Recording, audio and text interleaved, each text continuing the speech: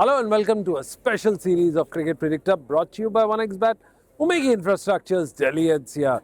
We are just next to the Big Ben, of course, the iconic Big Ben at the London. And guess what do we have? This is the fifth test match of the ongoing Addison Tendulkar Trophy, and we are at the end of the second day. And guess what? Twice the teams are out. The first inning is over. India comes into bat in the second inning. 2 wickets are down. We have a lead of 52 runs, but that's not it. You've got a brilliant performance by Mohammad Siraj, takes on 4 wickets. You also have Prasidh Krishna, who just paratroops into the side and he takes 4 good big wickets. Of course, we've got one retired hurt, which was Wickets, which is a spot of bother, but also we are looking for a big turnout and a decider here where if India can come back and get the honors to be drawn, let's see what happens. We've joined by 3 of the most eminent guests that we have. Starting off is with John Yembu. Of course, John Yembu is the famous Zimbabwean off spinner who stays in England and he knows a thing or two about the Kia pitch. Well, when you look at the statistics, they don't lie. And of course, there are stories behind it. But let's focus on India, who've lost 4 wickets for just 6 runs on day 2 once again. Does that show the lack of intent out in the middle, or is it purely badly managed Indian batting trying to negotiate with the spin and the seam in England?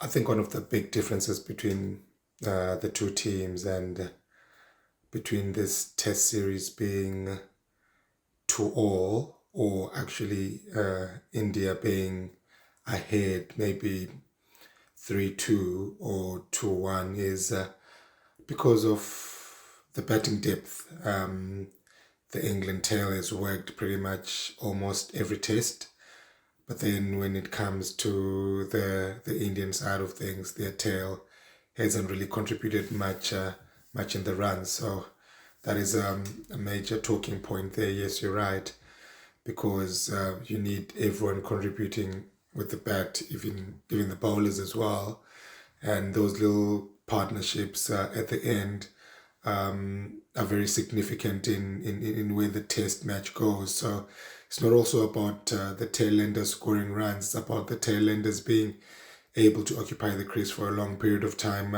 with an in-batter, and the batter not really worried about farming the strike, knowing that they can rotate the strike easily because the person on the other end has the ability to occupy the crease, and then with occupation of the crease comes scoring of runs, and with scoring of runs comes a point where you know that you get a high score, and that's what the England batting lineup has done. But then, unfortunately, the Indian batting group has not had their tail wagging. So I think it's a bit of a concern. And yes, I think that's something that they need to rectify it. And we saw it again in the first innings of this test that it happened that way. And it's a tough one that they have to make sure that going forward they rectify it and ensure that everyone from number 1 right up to number 11 can contribute runs in a way that will benefit the team. Well, good news for Indian bowlers right now. Mohammad Siraj comes in and he takes good 4 wickets, and also he registers himself as the 15th fast bowler to have taken 200 international wickets.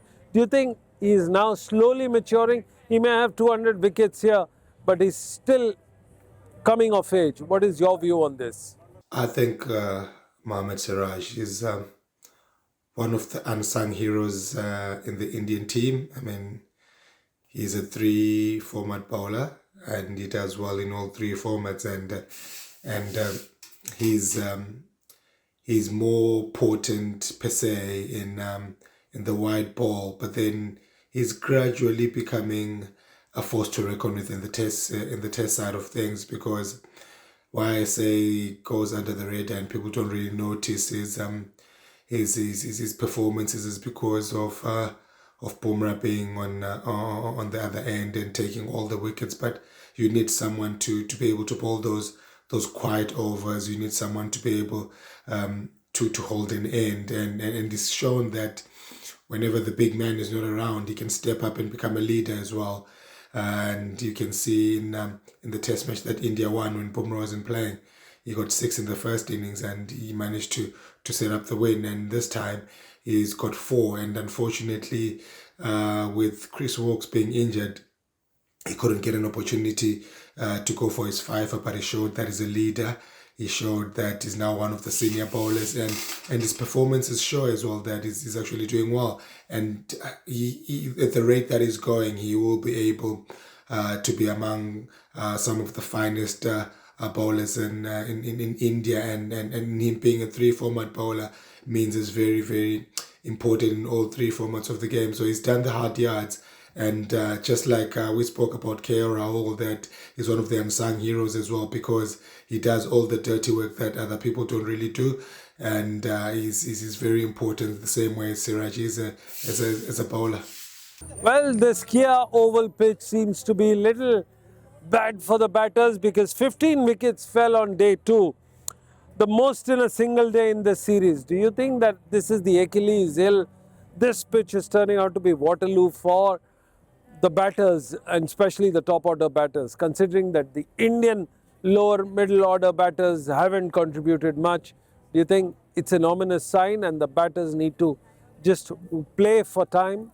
For India's sake and their quest of not facing defeat in this series, they should ensure that this test match doesn't go or is not won in 3 days, because it means they would not have batted well today, and they would have been skittled out, and England will chase that. So India has to bat the whole day today to try and put up a formidable score. I know the wicket is doing quite a little bit for the seamers, but England have got one less bowler, and that one less bowler is their senior bowler, Chris Woakes.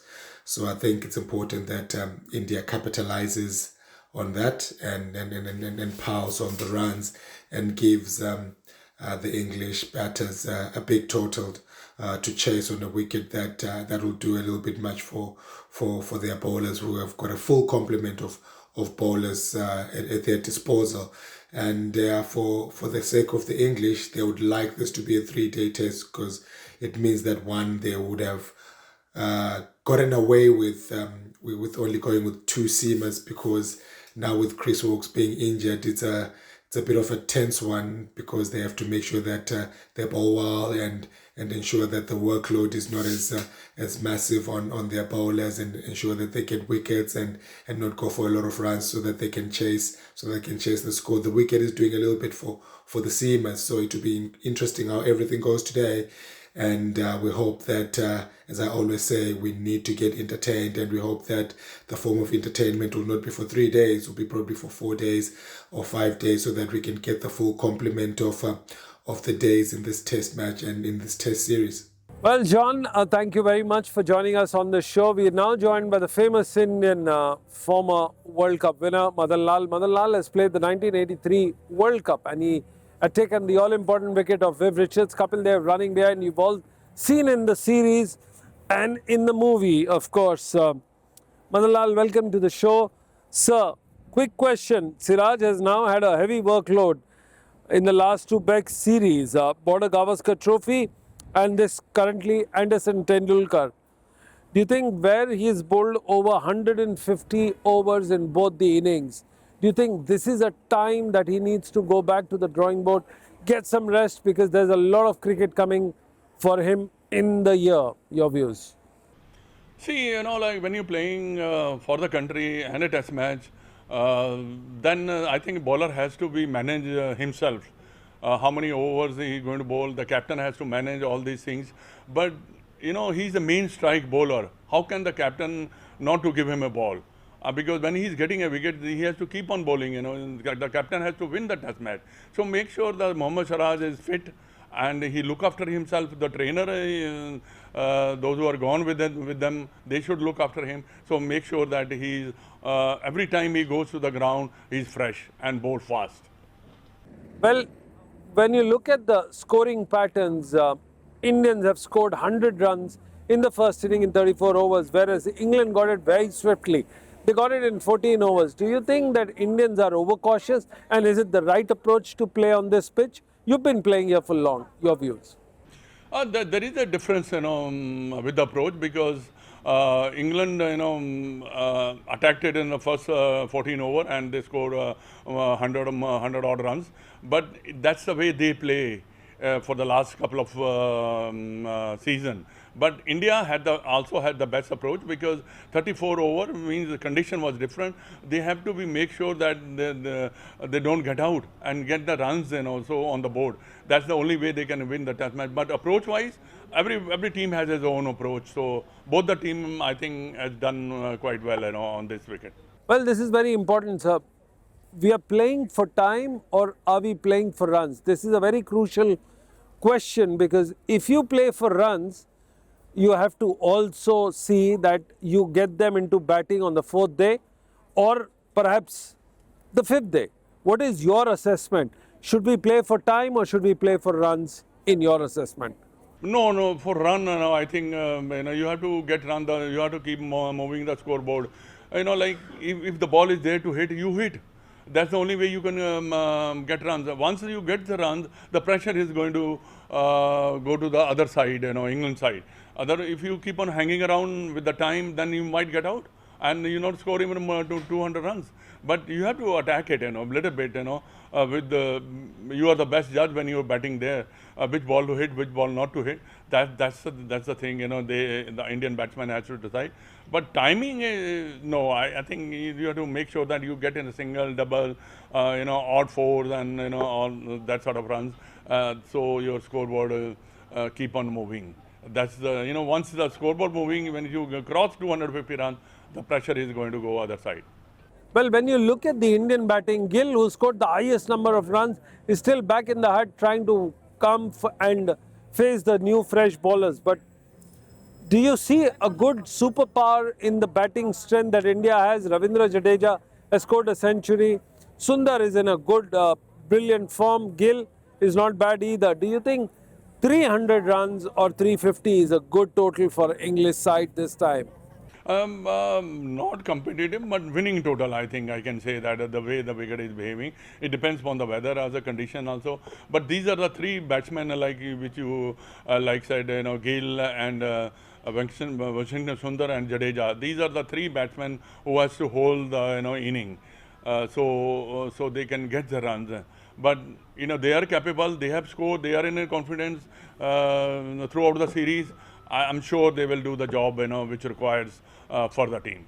Well, we are now joined by the former Indian off spinner and also he's played a very crucial role in the 5 years ago when he was the national selector of Team India. Well, when you look at the Indian batting, Mr. Sharandeep Singh, there's very little turn, there's very little spinners getting chance to do. Do you envy a situation where spinners don't get a move into this point of time? Your views?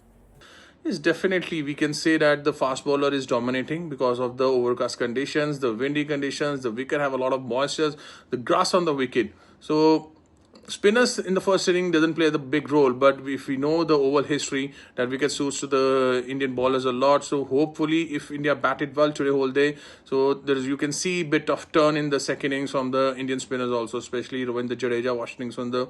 They are in the best of their form. So yes, finger crossed. Hopefully first thing is that you have to be batted really well. Well, Sharandeep, one quick question before we let you go. This is very important times for India. Do you think this is the best perhaps possible lineup that India has at this stage of time? Yeah, it's a very tough conditions right now at the Oval. It's not the easy conditions for the batters. We see in the first innings, even see in the both innings, when England in the first innings, they're batting really well, but suddenly the ball start moving, getting older, the wickets gone down, so not easy to play shots. But the approach for India, they has to be play positive. Shubman Gill is in a phenomenal form and KL Rahul, they're batting beautifully. So they should be approached positively. Put the score on a board and let England has to be chased because England has to be batted second. So you need to give some good runs to your bowlers so that in the second innings they can get England out early. And we don't have a Bumrah. And same situation even the second test match. We don't have Jasprit Bumrah. So Mohammad Siraj, Akashdeep, again the pair is there. They get wickets. Prasidh Krishna chips in the first innings. So he got a few wickets. So there's a good sign for the Indian bowlers. Do you think if India needs to win from here, who needs to come in up the order and just play that wonderful innings that India has to win like they did it in Gaba? Yes, definitely. Why not? I'm not saying about the saving the test match. India is going to win this test match. The way we are batting, we are highest run getter. Shubman Gill scored more than 700 runs. KL Rahul was there. Karuna, he chips in. Again, the opportunity got it. He scored 50 in the first inning. Sai Sudarshan played beautifully. We got Ravindra Jadeja and Washington Sundar. The both have scored hundreds in the last innings, in the last test match. So we have a positive batting lineup coming yet to come, and they're going to put a big total on the scoreboard. Well, the last question of the day. Are we missing Rishabh Pant? You're the Delhi Ranji Trophy coach. You've been a Delhi player all your life. You've seen Rishabh Pant play up the ranks. Do you think is India going to miss him today? A hell lot. Look, Rishabh is a very special player, and the way he batted in England, it's phenomenal. We can say that no one can think like it. Rishabh Pant comes in and chips in, and the way he got back-to-back hundreds. Even in the last Test match, his ankle was broken and he got fractured. He can't bat it. Still, he come to bat. So that's the team morale will go up. Rishabh Pant is a player who can. When he was in the dressing room, you always feel lively. He's the person who never give up, and we know from where he comes up and the way he performances, and definitely somehow he's not into the team. So that's the Dhruv Jurel. Now he got an opportunity in this test match, and he has to be scored runs the way what Rishabh Pant did for team. So there is always be you can miss player like Rishabh Pant into the team because it's not only his batting, his wicket keeping skills, and the way we see him talking to the batters also, talking to the bowlers also. Now he's the vice captain of the Indian cricket team too. So yes, we miss him a lot, but that's fine. That things will be. You can't handle the injuries a lot. So hopefully India will do batted well today's sessions, and we're gonna with the happy faces in the last test match in Oval. Well, there you had it. Three of the best voices of the game talking about the game of cricket in a very detailed manner. We had the stats, we had the stories, we had the sentiments of the fan, and the show is called Cricket Predictor, brought to you by 1xBet Womiki Infrastructures, Delhi NCR. This is Sunil Yashkalra signing off from London and promising you to bring you more action, stories, interviews. Don't go anywhere else. We'll be back after a short commercial break.